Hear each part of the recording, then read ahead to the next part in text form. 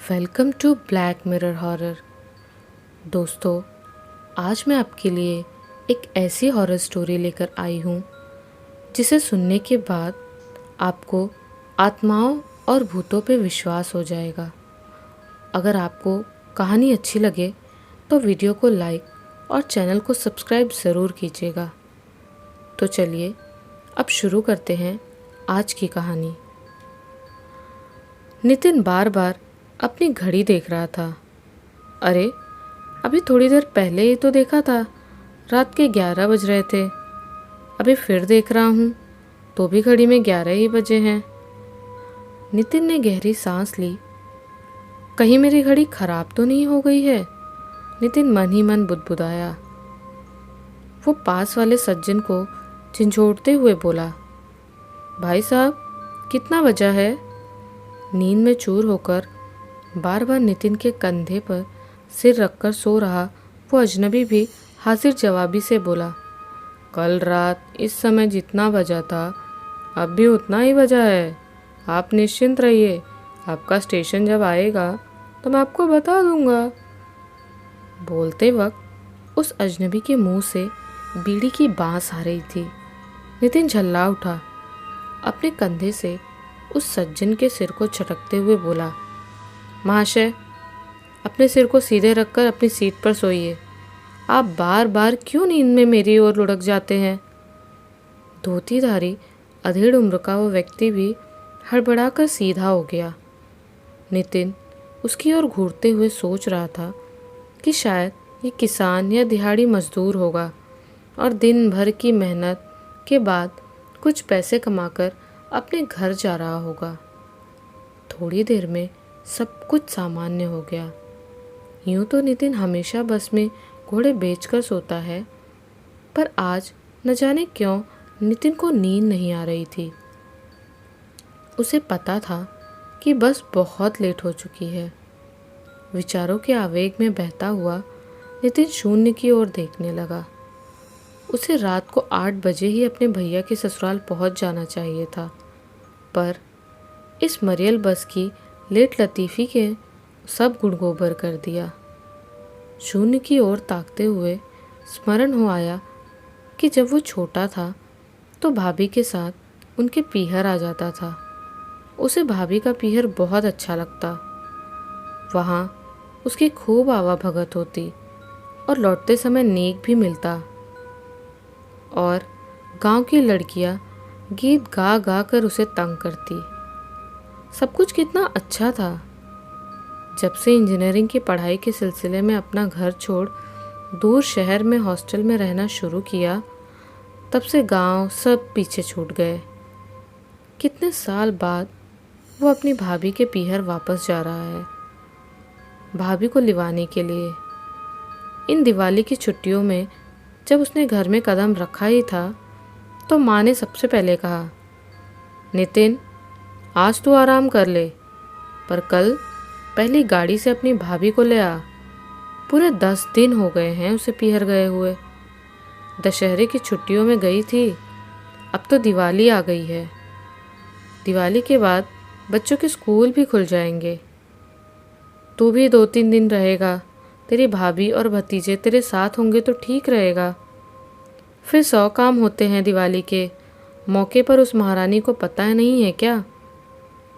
बोलते बोलते माँ का लहजा थोड़ा कठोर हो गया। नितिन भला अपनी माँ की बात को कैसे टाल सकता था? उसे भी भाभी और भतीजे से लगाव था, और सबसे बड़ी बात यह थी कि उसे भाभी के पीहर जाने का मौका मिल रहा था। बस अपनी रफ्तार से चल रही थी। खिड़की के बाहर खूब अंधेरा था और कुछ भी दिखाई नहीं दे रहा था। नितिन की नज़रें अभी भी खिड़की पर गड़ी हुई थी, मानो वो खिड़की का कोई कांच न होकर कोई टीवी स्क्रीन हो। स्मृतियाँ सजीव हो रही थी, मानो भूले बिसरे हुए दिन एक एक कर उसकी आंखों के सामने चलचित्र की भांति दृश्यमान हो रहे हों। वो ये सोचकर मुस्कुराने लगा कि जब कॉलेज में अक्सर उससे पूछा जाता कि नितिन, तेरी फेवरेट जगह कौन सी है, तो वो तुरंत कहता, कल्याणपुर। सभी के मुंह खुले के खुले रह जाते। सब पूछते, भाई ये कौन सा शहर है? पहले तो नहीं सुना। कोई हिल स्टेशन है क्या? नितिन ठाके मारकर हंसने लगता और कहता, हिल स्टेशन नहीं, मरु स्टेशन है। दूर रेगिस्तान के टीलों के बीच बसा हुआ मेरी भाभी का गांव, जो मुझे सबसे ज़्यादा प्यारा लगता है। सारे दोस्त ठाके मार के हंसने लगते और पूछते, ऐसा क्या है भाई उस गांव में? कहीं भाभी की छोटी बहन से इश्क विश्क तो नहीं है? नितिन मुस्कुरा कर कहता, नहीं यार, भाभी अकेली है और उनके 3 भाई हैं। बस गांव के लोग इतने प्यारे हैं कि हर किसी को उस गांव से प्यार हो ही जाता है। बस अपनी सुस्त रफ्तार से रेगिस्तान के टीलों के बीच सर्पाकार रोड का पीछा किए जा रही थी। नितिन बस की खिड़की पर सिर टकराए अभी भी स्मृतियों के गहरे समुद्र में गोते लगा रहा था। एक चेहरा उसके जहन में बार बार अपनी आकृति बना रहा था। उसे याद आया हाजी चाचा उसके साथ कितनी मस्ती किया करते थे। हर रोज़ वे भाभी के घर आते। उनकी दुकान हमेशा उनके हाथ में रहती। एक छोटी सी लोहे की बनी संदूक, जिसमें एक उसरा, एक कैंची और दाढ़ी बनाने के कुछ दूसरे सामान। भाभी के परिवार की गांव में धौक थी। एक तो जागीरी राजपूत परिवार कुछ, और ऊपर से घर में 3 हट्टे कट्टे गबरू जवान। भाभी के पिताजी के पास गांव से भी ज़्यादा ज़मीन थी, जहां गांव के निचले तबके के लोग खेती करते और बदले में आध भरते। हाजी चाचा की उस परिवार से खूब बनती। वो रोज़ सुबह सुबह भाभी के घर आ जाते और सबकी दाढ़ी बनाते। बदले में उन्हें वहाँ चाय नाश्ता मिलता। जब सब लोग बैठकर भोजन कर रहे होते तो हाजी चाचा थोड़ी दूरी बनाकर बैठकर गर्मा गर्म नाश्ते का मज़ा लेते। बीच बीच में वो ये कहना ना भूलते, हजूर, खाना तो बहुत से घरों में खाया है, पर इस घर की रसोई का जो स्वाद है ना, वो और कहीं नहीं मिलता। बीच बीच में वो गांव में कहाँ क्या होता है, ये सब भी भाभी के परिवार के समक्ष बताते जाते। यूँ कहें कि वो भाभी के परिवार के लिए अखबार और रेडियो पर प्रसारित होने वाले समाचार के वाचक थे। 50 साल की आयु में भी हट्टे कट्टे हाजी चाचा अपनी उम्र से आधी उम्र के नौजवानों को भी मलखम में पटकनी दे देते। बाहर की ओर लटका हुआ पेट और थुलथुल शरीर वाले हाजी चाचा हमेशा सिर पर गमछा बांधे रखते। चाचा की नाक के नीचे हल्की हल्की मूछें और गालों एवं ठोड़ी पर भारी पूरी दाढ़ी थी। दाढ़ी के सफ़ेद बालों को चाचा अपनी कंघी से सलीके से संवार कर रखते। बड़ा मस्खरा स्वभाव था उनका। अपनी लच्छेदार बातों से वे सभी को अपना बना लेते। उनका नाम सच में ही हाजी है या हर काम में उनकी हाजी होने के कारण उनका नाम हाजी चाचा पड़ा, ये नितिन के लिए अभी भी एक प्रश्न था। रात बहुत गहरा गई थी। बस की खिड़की से छनकर आती हुई ठंडी हवा उसे जगाए थी। नितिन ने जब गर्दन घुमाई तो देखा कि पास की सीट पर दुबका हुआ वो व्यक्ति मुंह खोल कर सो रहा है। बीच बीच में उसके खर्राटों की आवाज़ उस बस को मानो भूतहा बस जैसी होने का एहसास करा देती। उसके खुले मुंह से अब भी बीड़ी की बदबू आ रही थी। उसे सहसा याद आया कि हाजी चाचा भी कितनी बीड़ियाँ पीते थे। एक बुझती नहीं थी कि दूसरी जला लेते। जब हथाई पर होते तो अपनी लच्छेदार बातों में मशगूल होकर न जाने कितनी बीड़ियों के कितने बंडल धुआं बनाकर उड़ा दिया करते। बस के अचानक ब्रेक लगने से नितिन सहसा चौंका। पास की सीट पर दुबका हुआ आदमी भी हक्का बक्का था। पूरी बस जैसे चीर निद्रा से जाग गई हो। बस के अंदर छाई खामोशी एकदम काफूर हो गई। हर कोई एक दूसरे से टोह ले रहा था कि बीच रास्ते में यह बस भारत की घोड़ी की तरह बिदक कर क्यों खड़ी हो गई है? नितिन बस से नीचे उतरकर ड्राइवर और खलासी की ओर गया। उसने देखा कि ड्राइवर और खलासी दोनों गुरु चेले की जोड़ी खुसुर फुसुर कर रही थी। ड्राइवर साहब, क्या हुआ? ये बस यहाँ सुनसान जगह पर क्यों रोक दी? नितिन ड्राइवर की ओर जाकर फुसफुसाया। भैया, गाड़ी का एक्सल टूट गया है, ड्राइवर ने गमछा सिर पर बांधते हुए कहा। तो अब? नितिन के चेहरे पर चिंता के भाव थे। खलासी ने नितिन के कंधे पर हाथ रखते हुए कहा, अब क्या? हुई है सोई जो राम रचि राखा, को कई तर्क बढ़ावे साखा। जो भगवान ने पहले से ही लिख दिया है वही हो रहा है। गाड़ी को यहीं आकर खराब होना था, सो हो गई। या तो आप तब तक यहीं जमे रहें जब तक कोई दूसरी गाड़ी नहीं आ जाती, या फिर अपना बैग संभालिए और पैदल ही चल पड़िए अपने गांव की ओर। ड्राइवर साहब, इस गाड़ी को आप भंगार में रख दीजिए। हर सप्ताह तो ये गाड़ी बिदक कर खड़ी हो जाती है, कभी टायर पंचर, कभी मोटर खराब। लो भाई, आज तो गजब ही हो गया, एक्सेल ही टूट गया। अब जब तक नया एक्सेल नहीं आता ये गाड़ी तो चलने से रही। गाड़ी से नीचे उतरते हुए वो पीलो दांतों वाला आदमी घुर्राया। एक एक कर सभी यात्री नीचे उतर गए। सभी यात्री ड्राइवर को घेर कर खड़े हो गए। कौन क्या कह रहा था, उस हो हल्ले में कुछ भी सुनाई नहीं दे रहा था। नितिन उस घेरे से बाहर निकल आया। इतने लोगों की भीड़ और बेचैनी के कारण वो सर्दी में भी उमस अनुभव करने लगा था। सड़क पर आगे बढ़कर अपनी जेब से मोबाइल निकालकर नंबर ढूंढने लगा। उसने सोचा बेहतर है कि भाभी के घर पे फ़ोन कर पूरी घटना बता दूं। क्यों खामखा सिर पर वजन ले रहे हो भैया? यहाँ मोबाइल का नेटवर्क नहीं मिलेगा। सुनसान रेगिस्तान के बीच कौन मुई कंपनी अपना टावर लगाएगी? नितिन के पीछे की ओर से कंधे पर हाथ रखते हुए उसे पीले दांतों वाले आदमी ने कहा। नितिन सहसा चौंक गया। उसने अपने कंधे से उस आदमी के हाथ को झटक कर जब मोबाइल की ओर देखा तो मानो काटो तो खून नहीं। मोबाइल से नेटवर्क ऐसे गायब था जैसे गधे के सर से सींग।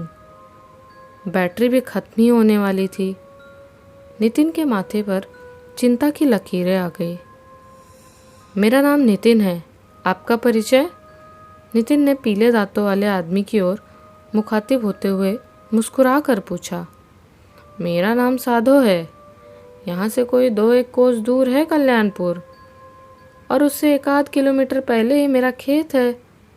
मेरी ढाड़ी मेरे खेत में ही है, मैं वहीं रहता हूँ।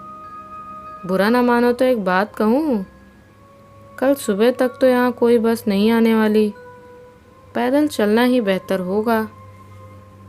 आप मेरे साथ आना चाहे तो आ सकते हैं, एक से भले दो। बातें करते करते रास्ता भी आसानी से कट जाएगा। माचिस की तीली से बीड़ी सुलगाते हुए पीले दांते वाले आदमी ने कहा।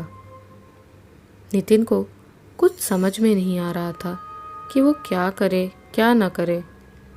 उसने पलट कर देखा तो पाया कि लोग बाग अपना सामान लाद कर अपने अपने रास्ते जा रहे थे, और कुछ तब तक कि बस दूसरी ना आ जाए उसी बस में ही सोने की योजना बना रहे थे।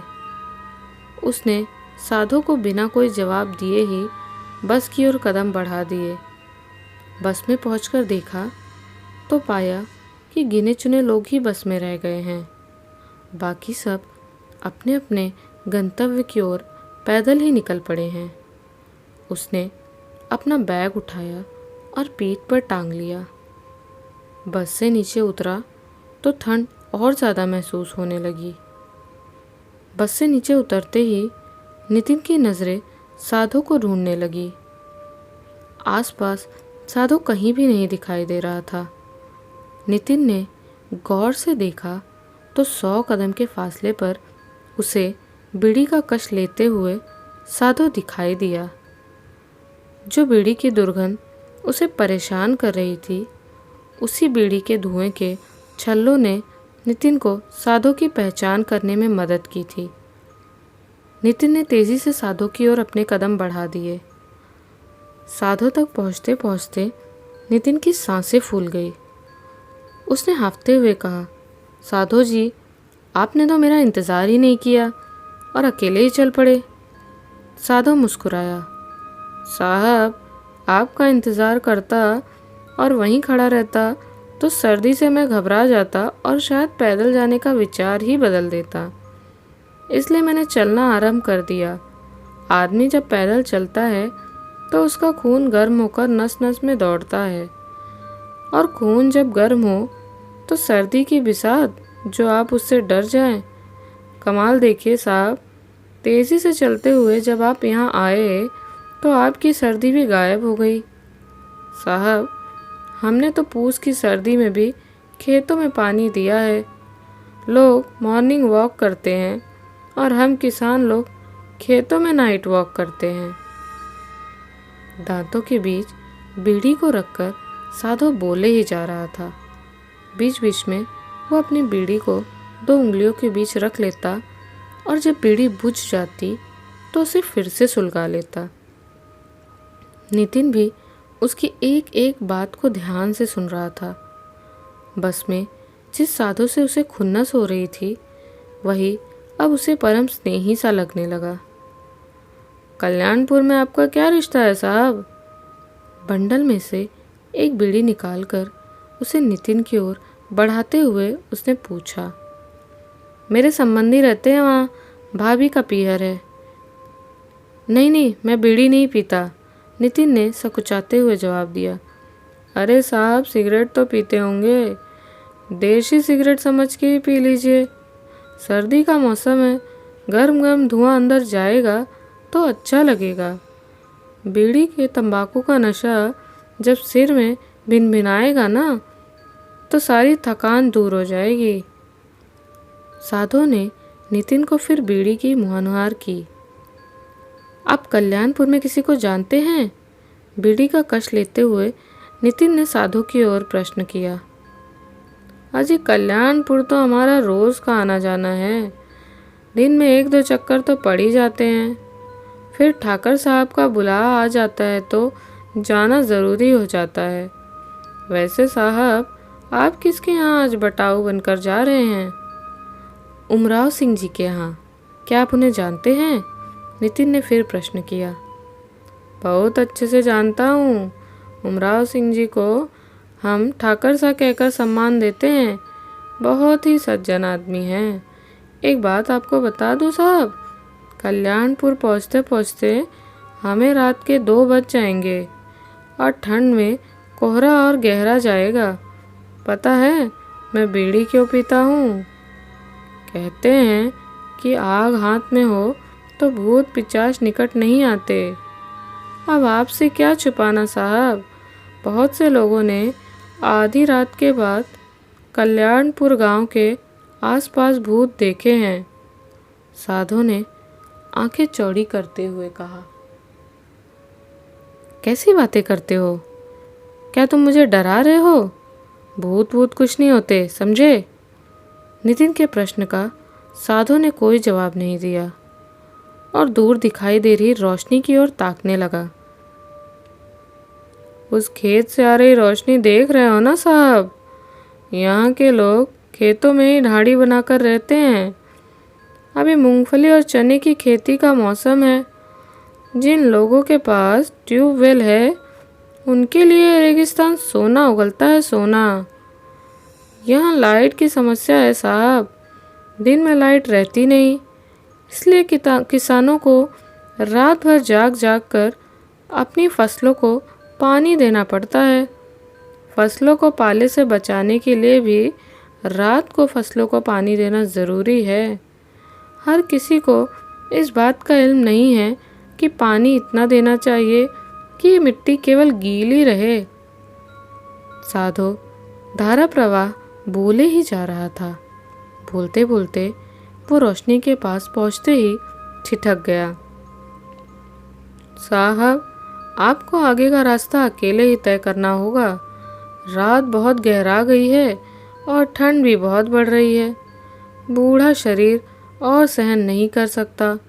ये जो खेत देख रहे हैं, जहाँ से ये रोशनी आ रही है, ये भंवर लाल का खेत है। भंवर मेरी जाति का ही है। वो पहले मेरे गांव में रहता था, अब यहाँ आकर बस गया है। बटाई पर खेती करता है। ये खेत और ट्यूबवेल दोनों ही जागीरदार के हैं। मुझे पता नहीं था कि यहाँ कोई होगा। पता होता तो शायद मैं पैदल चलने के लिए आपको आग्रह नहीं करता। मैं आज रात यहीं विश्राम करूँगा साहब। आप चाहें तो मेरे साथ आ सकते हैं। कल मैं आपको आपके ठिकाने पर छोड़ जाऊँगा। साधो ने अपने शरीर पर कंबल डालते हुए कहा। नितिन ने लंबी सांस भरी और थोड़ी देर खामोश रहा। नजरें नीचे सड़क की ओर टिकाते हुए बोला, अच्छा, जैसा आप उचित समझे। मुझसे आग्रह करने के लिए आपका शुक्रिया, पर मैं यहाँ नहीं रुक सकूँगा। मुझे किसी भी हालत में कल्याणपुर पहुँचना ही होगा। शायद मेरे रिश्तेदार मेरी राह देख रहे होंगे। अलविदा। वैसे भी मरी हुई आत्माएं साथ नहीं देती। मेरा मतलब, जिनका शरीर दुर्बल हो चुका हो वे जल्दी थक जाते हैं। मैं भी थक गया हूँ। इस ठंड में और पैदल नहीं चल सकता। आप ये रख लीजिए, जब सर्दी लगे तो सुलगा लीजिएगा। जेब में से बीड़ी का बंडल और माचिस निकालकर नितिन के हाथों में रखते हुए साधो दबी जबान से बोला।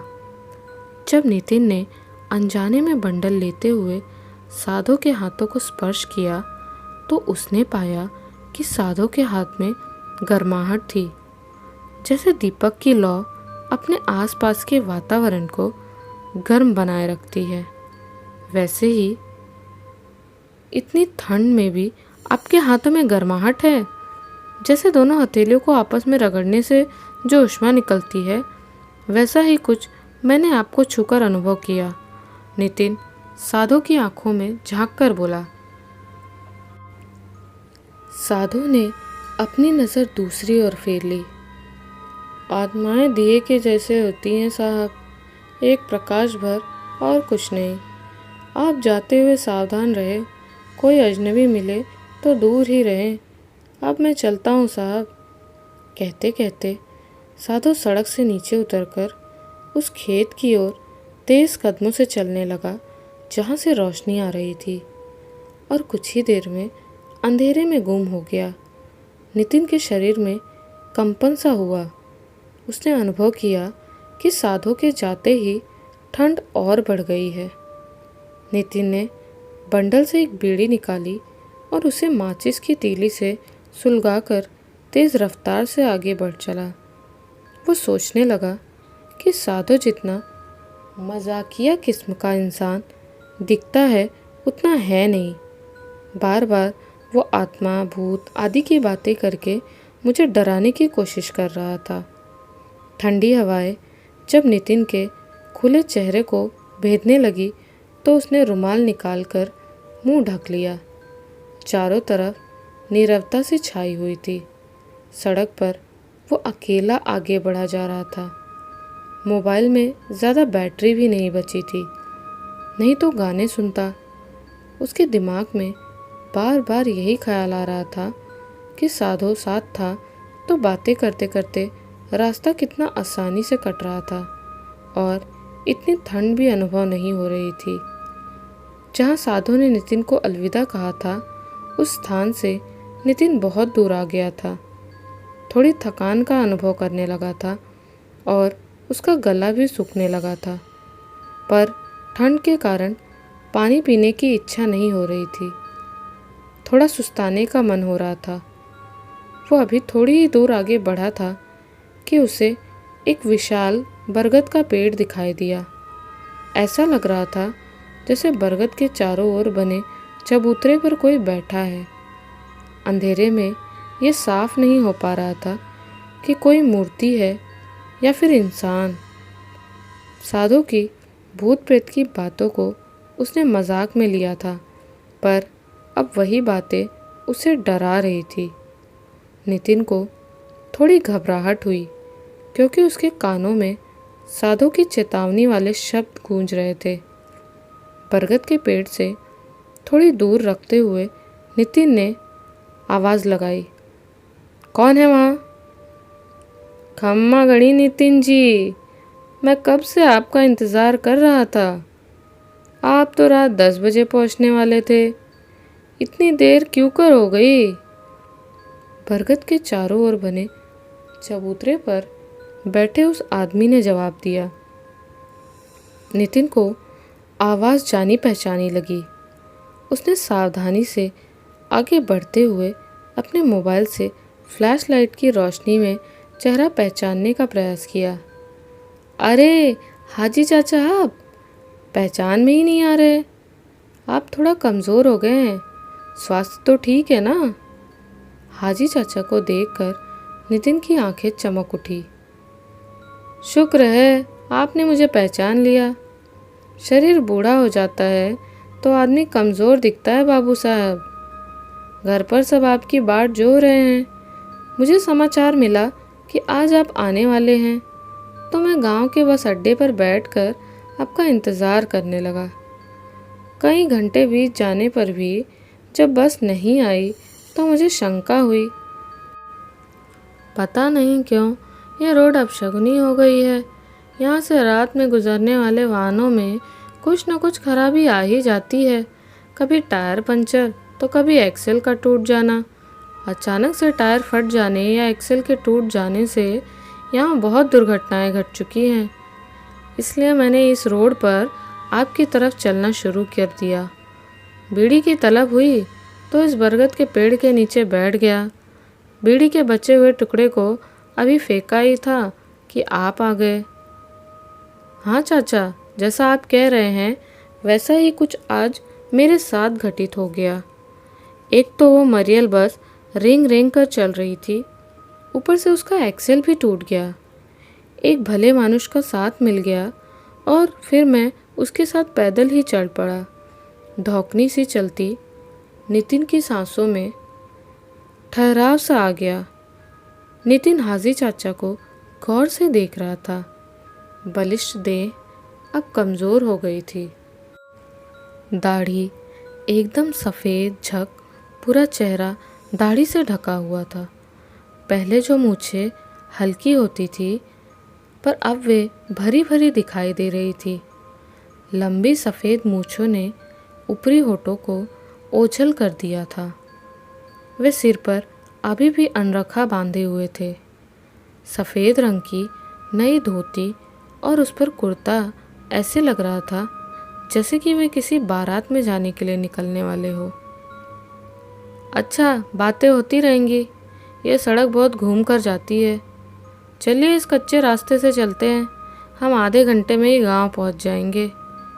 यदि हम कच्चे रास्ते से होते हुए जाएंगे तो हमारा काफ़ी वक्त बचेगा। हाजी चाचा कच्चे रास्ते की ओर कदम बढ़ाते हुए बोलते जा रहे थे। उनके पीछे नितिन ने भी अपने कदम तेज़ी से बढ़ा दिए। रास्ते भर हाजी चाचा उसके बचपन की बातें करते रहे। नितिन के बारे में पूछा, क्या करते हो, कहाँ तक पढ़े हो, कहाँ रहते हो। हाजी चाचा ने नितिन के सामने प्रश्नों की झड़ी लगा दी। नितिन एक एक करके सभी प्रश्नों का उत्तर देता गया। बातें करते करते हाजी चाचा को बीड़ी की फिर से तलब लगी। वे अपने हाथ से कभी ऊपर की जेब को टटोलते तो कभी धोती की गांठ के किनारों को खोलकर देखते। उनकी असहजता को भांपते हुए नितिन ने पूछा, क्या हुआ चाचा, क्या ढूंढ रहे हैं? बीड़ी का बंडल ढूंढ रहा हूँ, नहीं मिल रहा। ठाकर साहब कपड़ों के साथ साथ बीड़ी के बंडल भी गरीबों में बांट देते तो शायद उसका प्रसाद मुझे भी मिलता। ये जो नए कपड़े देख रहे हैं ना बाबू साहब, ये भी ठाकर साहब ने दिए हैं। कल उन्होंने मेरे नाम से गरीबों में कपड़े बांटे, उसी का पुण्य है। कहते कहते हाजी चाचा रुक गए। उनके चेहरे की भंगिमा गंभीर हो गई। ठहरिए ज़रा, मैं आपको देता हूँ। रास्ते में साधो मिला था, उसने मुझे बीड़ी का बंडल दिया था। कह रहा था ठंड में काम आएगा, बीड़ी का गर्म गर्म धुआं सर्दी से राहत देगा। नितिन अपनी जेब को टटोलते हुए बोला। कौन मिला था? साधो?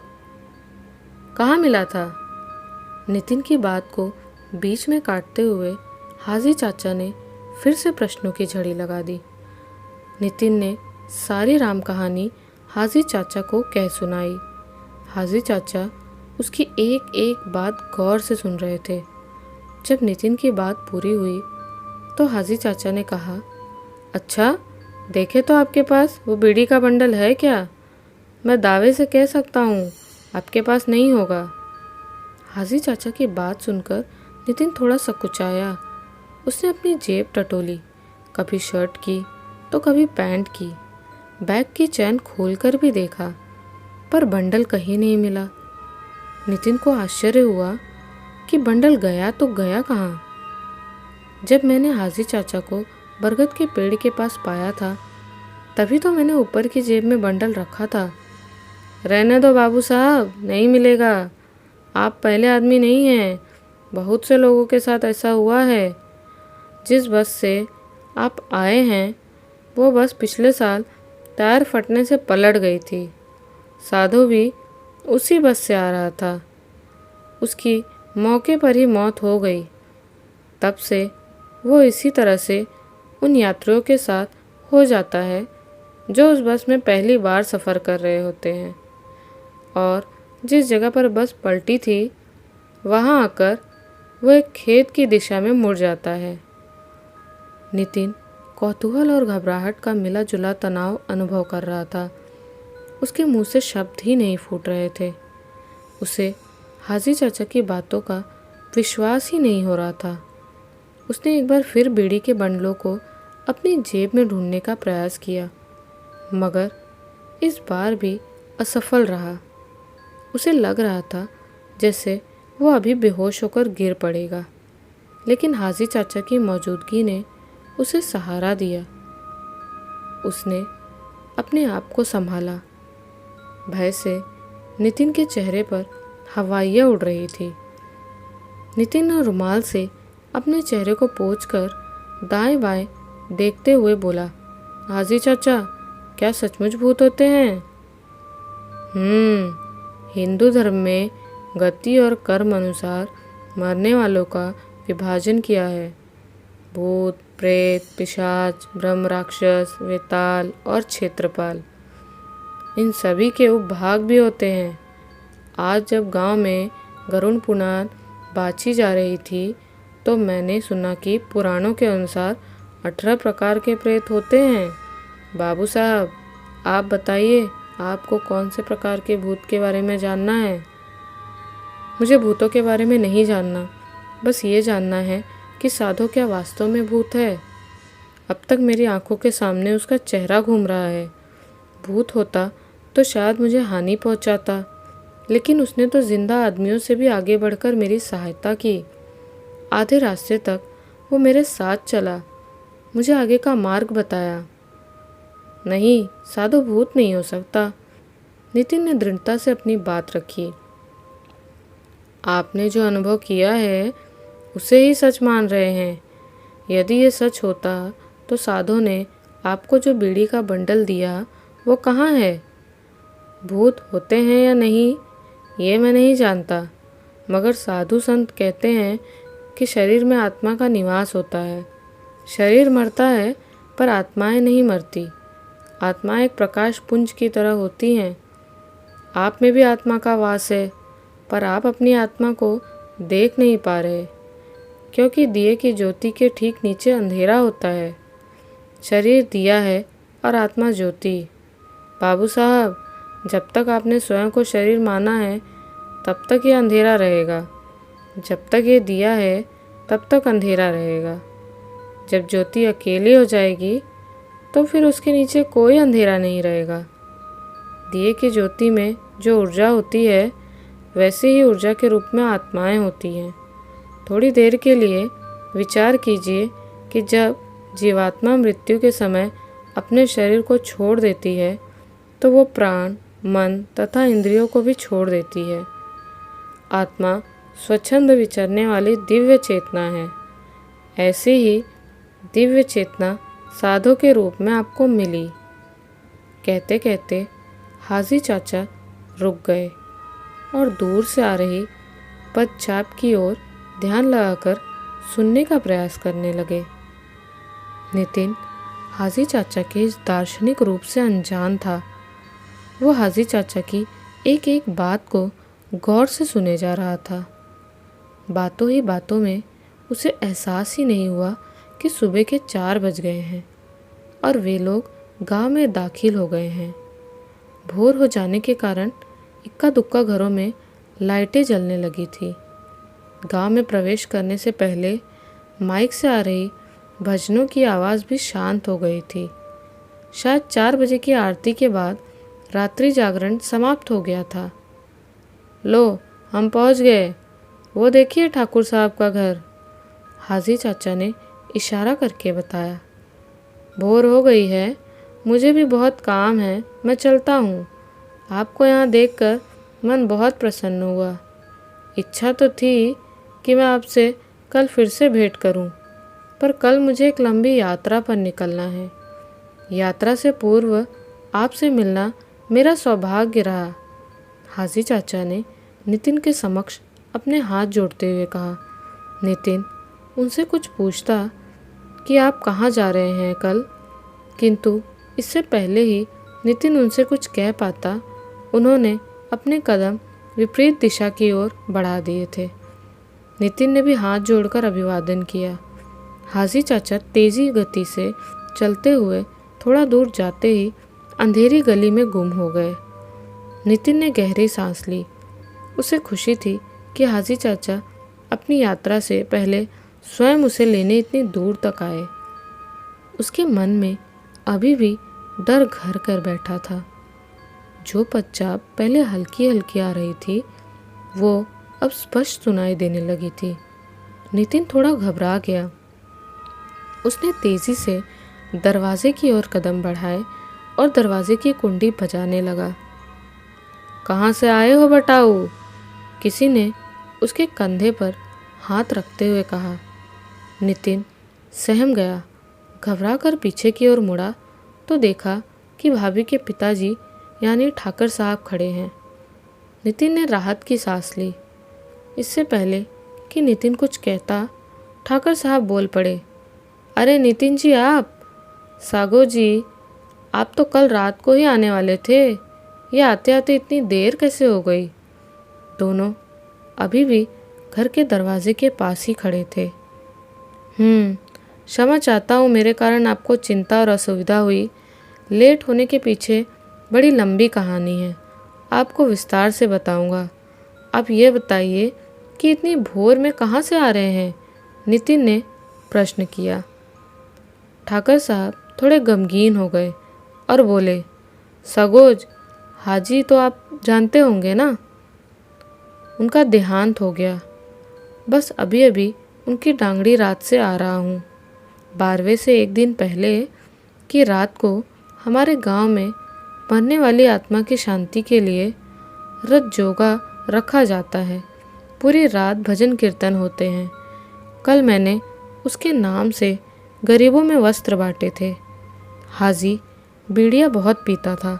सोच रहा हूँ 12वें के दिन जब भोज होगा तो उसके नाम से बीड़ियों के बंडल बंटवा दूँ। अरे अरे अरे, क्या हुआ नितिन जी? संभालो संभालो अपने आप को। इससे पहले कि ठाकर सा की बात पूरी हो पाती, नितिन उनकी बाहों में ही बेहोश होकर गिर पड़ा। आपको कहानी कैसी लगी ज़रूर बताइएगा। अगर आपके पास भी ऐसी कोई डरावनी घटना या कहानी हो तो हमें इंस्टाग्राम पे भेज सकते हैं। हम आपकी कहानी को अपनी वीडियोस के ज़रिए लोगों तक पहुंचाएंगे। इंस्टाग्राम आईडी डिस्क्रिप्शन में है। मिलते हैं ऐसी एक नई, सच्ची और डरावनी कहानी के साथ। तब तक के लिए बाय। and take care.